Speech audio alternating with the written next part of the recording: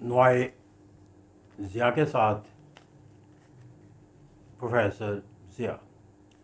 دو قومی نظریے کا جو ارتقا ہے اور جو تصور ہے یہ اس وقت تک اپنے صحیح معنی و مفہوم کے تحت جو ہے وہ نہیں بیان کیا جا سکتا جب تک ہم اس کے تصور کو جو ہے وہ قائد اعظم محمد علی جناح کے ریفرنس سے نہ سمجھیں۔ اس طرح جہاں پر ہم نے سر سید کا ذکر کیا، علامہ اقبال کا ریفرنس بنایا، وہاں پر جا کر ہم ایک اور ویڈیو کے تحت جو ہے وہ قائد اعظم محمد علی جناح کا جو تصور ہے اس کو بھی سمجھنے کی کوشش کرتے ہیں۔ میں یہاں پر جو چیز سمجھنے والی ہے کہ قائد اعظم محمد علی جناح جو ہے ان کی اگر ہم سیاست کا جو معنی و مفہوم ہے، اس کی جو آغاز اور ابتدا ہے، اس کو کامیابی کا جو تصور ہے، اس کے تمام مناظر دیکھیں تو وہ بنیادی طور پر ہندو اور مسلمانوں کے درمیان جو ہے وہ اختلاف پیدا کرنے کی بجائے ان کے درمیان ہم آہنگی اور باہمی ترقی کا کوئی تصور جو ہے اختیار کرنا چاہتے تھے۔ اور اس کی یہی وجہ ہے کہ انہوں نے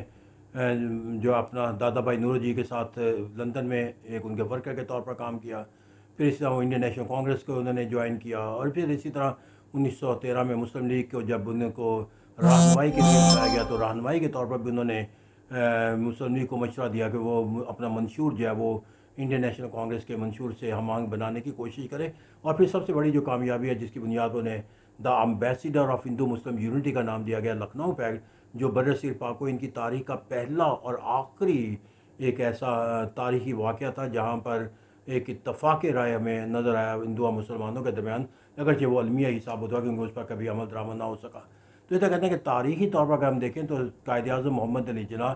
جس سوچ اور فکر کے تحت انہوں نے نشر نما پائی وہ ہندو اور مسلمانوں کے درمیان ہم آہنگی کو پیدا کی، لیکن پھر جو تاریخ کا جبر ہوتا ہے یا حالات و واقعات کا جو تلخ نتیجہ ہوتا ہے وہ کسی بھی فرد کی سوچ اور فکر پر جو اثرات ڈالتا ہے، قائد اعظم محمد علی جناح بھی اس سے ماورا نہ آتے، اور پھر جب حالات و واقعات کا جبر ہندوؤں کی سوچ اور فکر اور ان کی پالیسیاں اور ان کے تقاضے اور ان کے اقدامات جو ان پر عیاں ہوتے چلے گئے تو پھر وہ بھی اپنی سوچ اور فکر کے اندر جو ہے وہ اپنی اس تبدیلی کو لانے پر مجبور ہو گئے کہ جس کے اندر انہوں نے دو قومی نظریہ کو پھر نہ صرف بیان کیا، اختیار کیا، پھر وطن کو حاصل کرنے کی جدوجہد کی اور بالآخر وطن کو حاصل کیا۔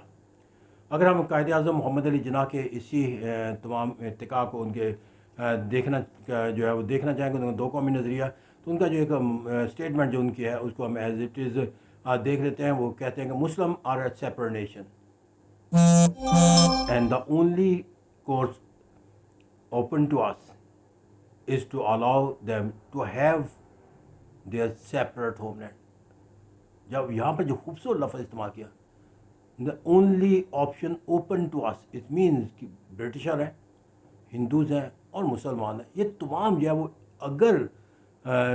کوئی فیصلہ لیں گے تو یہ انہی کے نتیجے کے اندر یہ ان کے پاس کوئی ادر آپشن ہے نہیں ہے، لہذا بہتر یہی ہے کہ ان کو جو ہے وہ حاصل کر لیا جائے اور ان کا مسلمانوں کا ایک سیپریٹ وطن جو ہے وہ قائم کر دیا جائے۔ پھر اسی طرح انہوں نے پھر دو قومی نظریے کو ایک اور ریفرنس کے اندر وضاحت کرنے کے لیے کیا، the history of last 1200 years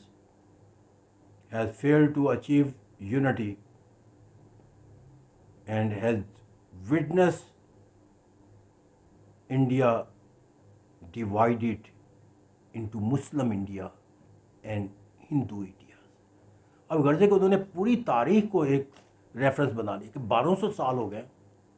کبھی ہندوستان جو ہے وہ ایک ملک نہیں بن سکا، ہمیشہ یہ ڈیوائڈ رہا ہے، that is the Hindu India اور دیٹ از دا